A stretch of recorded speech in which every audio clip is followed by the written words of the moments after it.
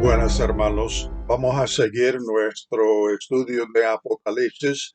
Vamos a entrar en esta hora en la lección número 3. Voy a darles unas cuantas cosas. Primero voy a pedirles que vayan abriendo a Filipenses 2. Filipenses 2.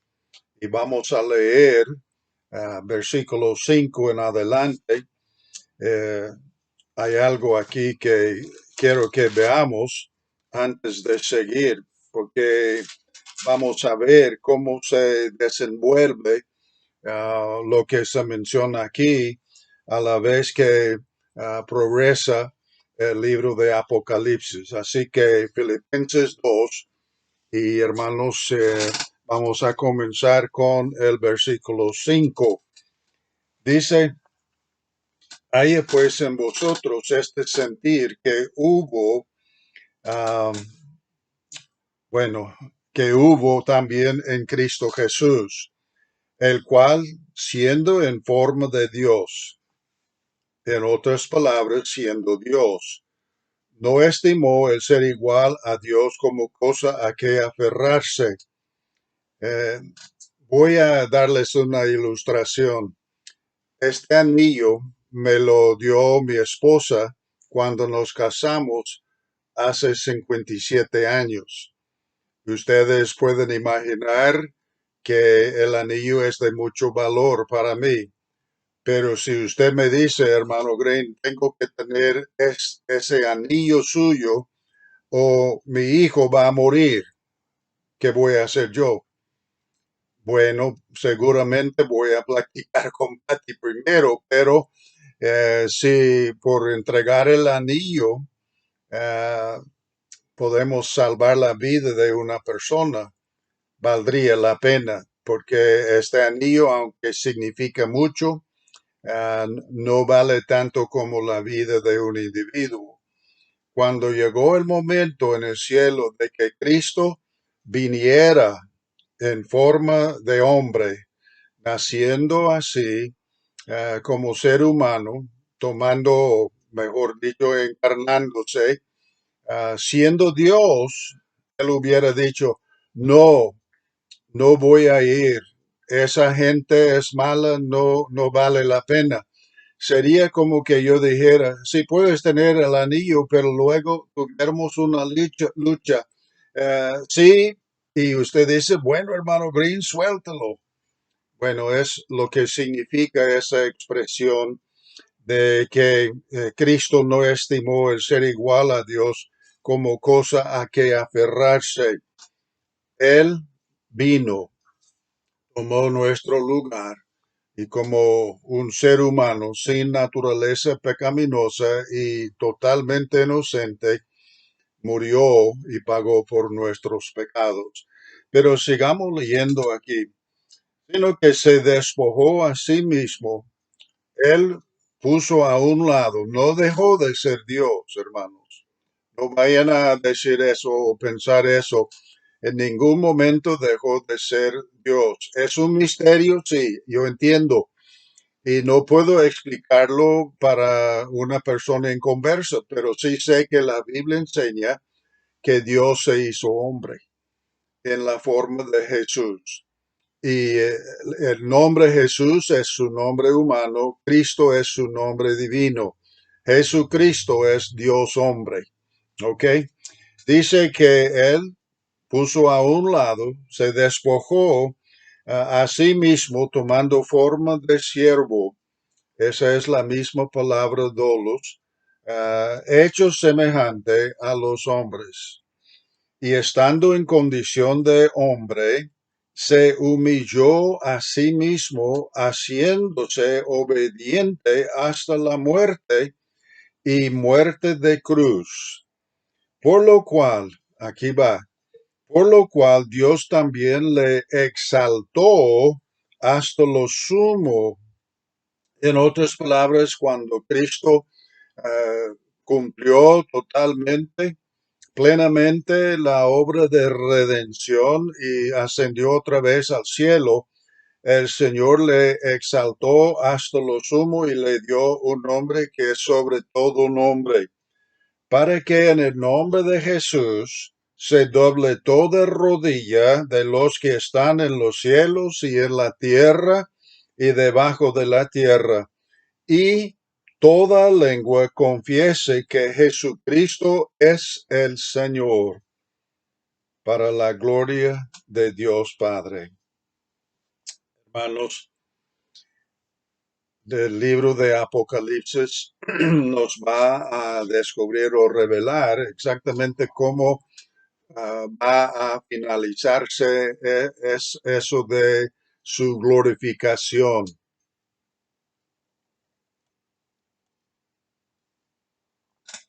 Así que vamos a entrar en el estudio de Apocalipsis y hoy vamos a comenzar a leer el versículo 1 de capítulo 1, pero quiero darles una sugerencia. Cuando estuve sacando la licenciatura en los años 60 en el Instituto Bíblico o el colegio, la cosa es que sí fue un título de licenciado uh, al nivel universitario. Cuando estudiaba para sacar, bueno, cuando me presenté con esos estudios, lamentablemente yo estudiaba con un propósito, sacar buena nota, que está bien, pero para ganar el título de licenciado o de graduado. Hermanos, no estudien solo para tener un diploma. Hay que estudiar para poder enseñar a otros. ¿Cuántas materias que he tenido el privilegio de enseñar en el Instituto Bíblico Ibero y luego en el Instituto Bíblico que comenzamos en San Miguel, allí a principios de los años 70, como 73, 4, 5, etcétera? ¿Cuántas materias tuve que reestudiar para poder enseñar las materias? Así que les animo, cada materia que presenten en el seminario allí en Cojute, hermanos, estudien con el propósito claro de glorificar al Señor, pero poder comunicar o enseñar lo que ha aprendido a otras personas, porque es sumamente importante que los obreros de Dios, y doy gracias a Dios por los hermanos Frankenstein, porque ellos han logrado comprender esta verdad de que hablo. Dice Pablo a Timoteo, y yo lo estoy diciendo a ustedes, así como el pastor hermano Frankenstein también lo dice: lo que has oído de mí ante muchos testigos, lo que escuchen de su pastor, de sus maestros, dice, esto encarga a hombres fieles que sean idóneos para enseñar también a otros. Segunda Timoteo capítulo 2, versículo 2. Ahora, hermanos, vamos a, a seguir adelante y ¿qué vamos a hacer? ¿Cuál es el modo de interpretación que vamos a usar? Ajá. Buena pregunta para un examen. Vamos a interpretar literalmente hasta donde sea posible aún los símbolos que se nos presenten en el libro de Apocalipsis. Ahora, ¿y cuál es el tema principal de Apocalipsis? El Señor Jesucristo y el futuro cuando Él establezca su reino, etcétera. Ahora, hermanos, ya platicamos en las primeras dos lecciones sobre el autor, pero hermanos, interesante que Dios usó a Juan para darnos tres formas o tres clases de literatura. Tenemos el Evangelio, donde nosotros recibimos lo que él dijo sobre el Señor Jesucristo. Ah, Juan 1:29, he aquí el Cordero de Dios que quita el pecado del mundo. Si usted estuvo viendo ayer la lección número 2, vio el corderito que yo tenía aquí, pero ya salió otra vez para comer. Ok. Pero también, hermanos, no solamente el Evangelio nos ha dado también las epístolas, también ahora Dios le está usando para escribir, anotarlo de Apocalipsis, la revelación del Señor Jesucristo. Una otra pregunta, ¿cuál fue el emperador romano que desterró a Juan enviándole a la isla de Patmos? Domiciano, él fue, hermanos. Y ahora también quiero que nosotros veamos versículo 1 del capítulo 1 de Apocalipsis y vamos a leer y hacer comentarios. Primero, y noten que el primer versículo dice la revelación eh, o el descubrimiento, el develamiento, y quise poner una S allí, pero no hay S al principio de la palabra, es devel, eh, de velo, etcétera, o el quitar el velo al Señor Jesucristo. Dice la revelación de Jesucristo. Interesante, ya tocamos también el hecho de que Jesús es su nombre humano, Josué, así, pero quiere decir el Salvador, él salva a su gente. Y Cristo, su nombre divino, Dios hombre, ¿ok? Ahora noten que es Dios que da este mensaje del libro de Apocalipsis. Leamos, que Dios le dio para manifestar a sus siervos. Ahora voy a darles una pequeña ilustración y voy a tener cuidado porque ya les advertí que tengo la tendencia de predicar un mensaje cada vez que veo una porción que tiene algo importante para nosotros. Hermanos, la palabra siervos es sencillamente esta palabra griega. Aquí en español, aquí en griego, y se traduce, bueno, aquí en griego, pero escrito para que nosotros entendamos la palabra. Aquí la palabra en griego ah, con D, etcétera. Pero aquí tenemos la traducción de la palabra siervos. Es interesante que esta es la palabra que se usa para referirse no solo a siervos, pero a los esclavos. Ahora en nuestro ambiente aquí en los Estados Unidos, usar la palabra esclavo es malo y si uno habla de esclavos, dicen que uno es racista, pero la palabra esclavo es una buena palabra, es una palabra bíblica. Y en el Imperio Romano, en el tiempo de Cristo y de Juan, etcétera, cuando se escribió este libro, Apocalipsis, en el Imperio Romano hubo quizás millones de esclavos. Leí una vez que quizás la mitad de la población de Roma uh, fueron esclavos.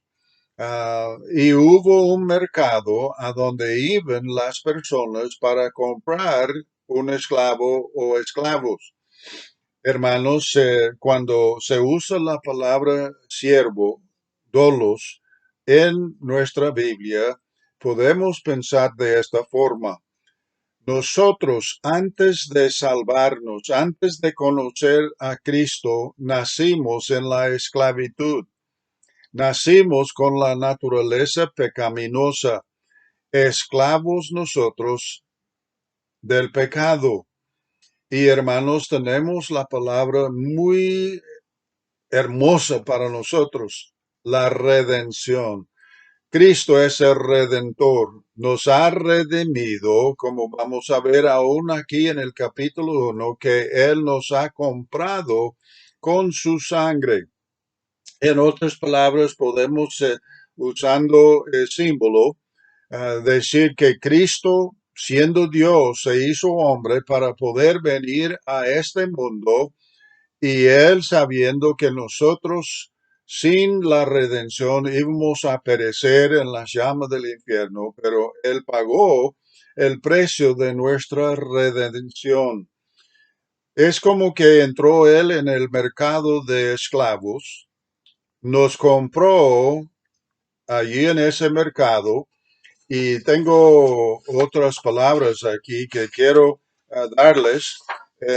Tengo la bendición de una Biblia con apuntes del doctor Scofield, una Biblia de estudio de Scofield. Y esa fue la primera Biblia de estudio que pude tener, pero el doctor Scofield dice que son tres palabras en la Biblia griega que se usan referente a la redención. Hermanos, nosotros éramos esclavos, vendidos en esclavitud, totalmente dominados por el pecado, esclavos al pecado. Muchos hoy día todavía que no se han convertido son esclavos del pecado, eh, el licor, son borrachos, al sexo, son fornicarios, adúlteros, o otras cosas por las cuales las personas viven y dediquen su vida a esas cosas. Ahora, la primera palabra aquí es la palabra griega agorazo. Y esta palabra quiere decir redimir o comprar. Cristo nos ha redimido, agorazo, ¿ok? Pero hay una segunda palabra que se usa también de eso de redimir. No solo fue Cristo o entró Cristo en este mundo, pero la cosa es que nos compró con su propia sangre para redimirnos. Esta palabra ex agorazo quiere decir que nos compró, nos redimió, pero para sacarnos del mercado de los esclavos. ¿Para qué? Para no volvernos a vender. Porque una persona podría ir al mercado, comprar un esclavo, tomar control de ese individuo y luego, aún estando en el mercado, ir a otro sitio donde hubo subasta de esclavos. Qué horrible eso. Y la esclavitud aquí en los Estados Unidos fue y es una mancha muy negra en la historia de nosotros. Hermanos, los africanos vendían a los africanos, a los portugueses y los británicos, y lamentablemente trajeron esos individuos vendidos así por su propia gente a las Américas. Damos gracias a Dios que ya no es legal tener esclavos en los países civilizados. Lamentablemente hay esclavos en varios países todavía, aunque los gobiernos de esos países no les gusta dar a entender que ellos permiten la esclavitud todavía. Pero entonces, con prisa, Agorazo nos compró con su sangre y también nos compró para sacarnos del el mercado de esclavitud y para no volvernos a vender en esclavitud. Hermanos, Satanás y el mundo, cuando fuimos sujetos a ellos, qué horrible. Pablo dice en Romanos 6:16 que debemos reconocer que a quien nos sometemos y obedecemos puede ser para vida eterna o para la muerte. Pero hermanos, la última palabra es otra palabra griega que se usa en referencia a librar a los esclavos y es la palabra lutro que quiere decir comprar y librar. En otras palabras, nos redimió, nos compró y nos sacó del mercado para no volvernos a vender jamás y al comprarnos nos libertó. Qué redentor tenemos nosotros, hermanos. Yo jamás quise ser siervo del pecado, quizás quise ser dominado por el pecado. Yo quise y sigo con el deseo de servir y ser siervo de nuestro Señor. Ahora, interesante.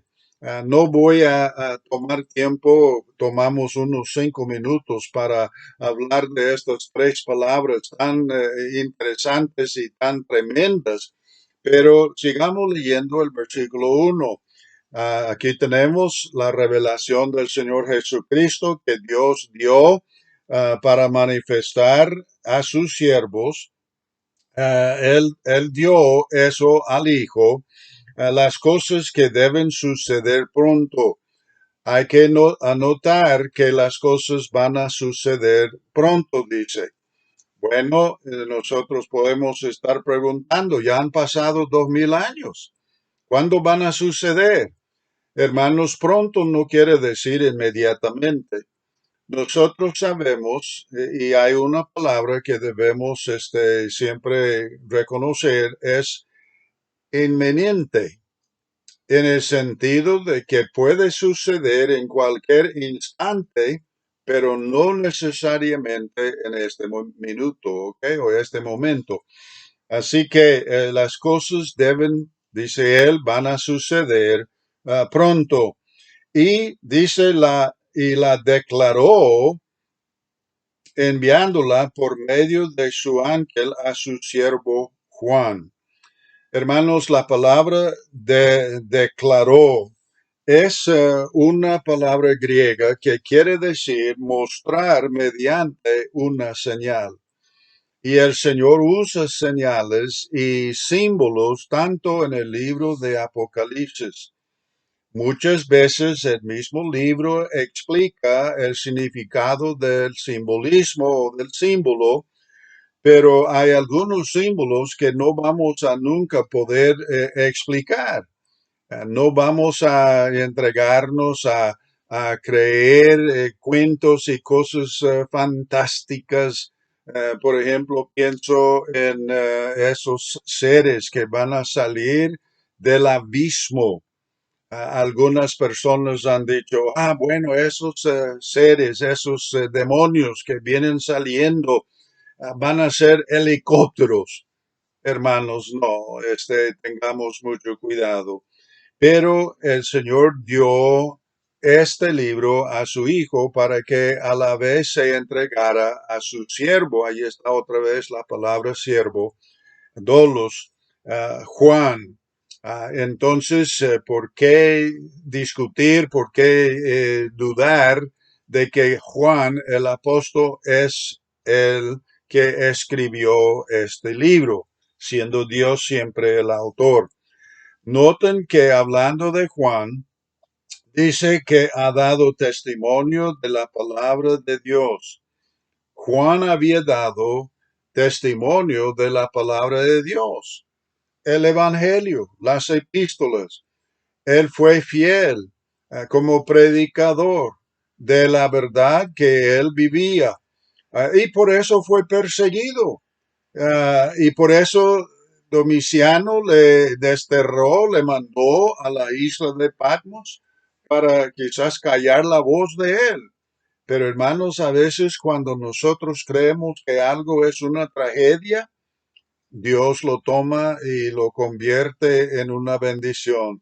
Quizás el Señor permitió que se enviara Juan a la isla de Patmos para quitarle de todo las actividades, las preocupaciones, etcétera, de su vida normal allí en Éfeso, para que él pudiera tener lugar recibir este mensaje. Hermano, no vaya a inquietarse cuando algunas cosas suceden en su vida. Nosotros vamos a entender las cosas no entendidas mejor más adelante. ¿Ok? Y Pablo dice en Romanos 8:28 que todas las cosas a los que son creyentes, los que están en Cristo, todas las cosas nos ayudan a bien. No dice todas las cosas son buenas. Claro, estoy seguro que Juan hubiera dicho, yo prefiero no estar aquí, pero él tuvo que admitir en algún momento que Dios usó esa experiencia, la persecución aún, para su propósito y para el bien, no solo de Juan, pero de las iglesias, de los creyentes entonces y los creyentes de todas las edades. Ahora, sigamos adelante, dice versículo 2, que ha dado testimonio de la palabra de Dios y del testimonio de Jesucristo y de todas las cosas que ha visto. ¿Qué es lo que Juan había visto? Bueno, él había vivido durante el ministerio de Cristo. Él vio su muerte, su sepultura, su resurrección, escuchó las palabras de Cristo durante los 40 días que se mencionan en Hechos capítulo 1, y él pudo dar testimonio de todas estas cosas. ¿Ok? Versículo 3. Comienza diciendo, bienaventurado el que lee, y ya les he explicado el significado de la palabra leer aquí, leer en voz alta.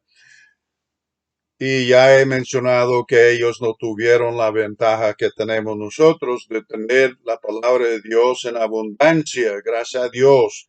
Y eso me fue una impresión muy especial.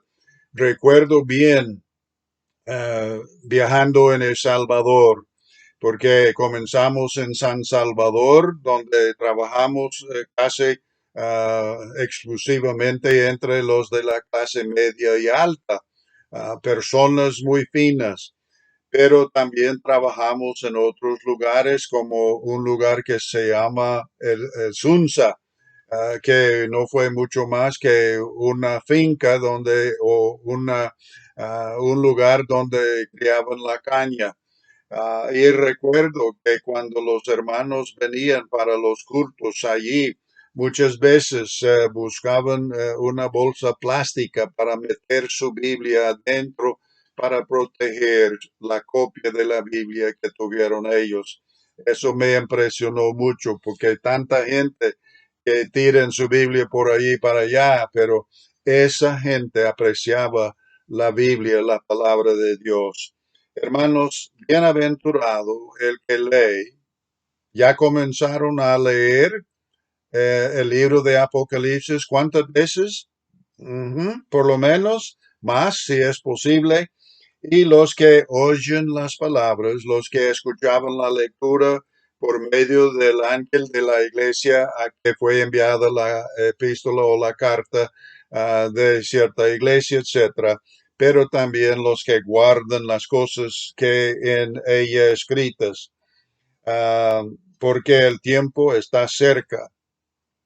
Eso va, hermanos, con la idea de que esas cosas van a suceder pronto, pero el tiempo está cerca, dice el Señor a Juan. Versículo 4 comienza otra vez identificando a Juan como el escritor, y hubo, como también ya mencionamos, personas nobles, distinguidas o destacadas, como algunos que fueron muertos como mártires. Ellos identificaron a Juan como el que había escrito esto. Y hermanos, nosotros debemos reconocer, dice esto Juan a las 7 iglesias que están en Asia. Ya buscó en un mapa en su Biblia el lugar que sería Asia Menor, porque allí va a encontrar a las iglesias, la ciudad de Éfeso, la ciudad de Esmirna, la Pérgamo, etcétera, etcétera. Pero, hermanos, dice que Juan envía esta carta, este libro, a las 7 iglesias que están en Asia. Y noten que dice gracia y paz. Otra vez podríamos predicar, pero si usted quiere paz, hay que aceptar la gracia de Dios. Si usted quiere paz en su corazón, en su familia, en su tierra, hay que recibir la gracia del Señor, y la palabra gracia quiere decir don no merecido. Merecemos. Y hermanos, otro punto que quisiera dar, y hay que recordar esto cuando lleguemos al capítulo 20, donde se menciona el gran trono blanco. Algunas personas dicen, hermano Green, ¿qué hay de las personas que no han escuchado el Evangelio? Dios sería injusto enviarlos a ellos al infierno. Hermanos, Dios es santo y justo. Él nunca ha hecho, nunca hará cosa injusta. Hay que recordar esto. Todas las personas que han nacido después de Adán y Eva fueron creados, comenzando con Caín, Abel, Set, etcétera, etcétera. Nosotros, todas las personas que han nacido, con la única excepción del Señor Jesucristo, son pecadores.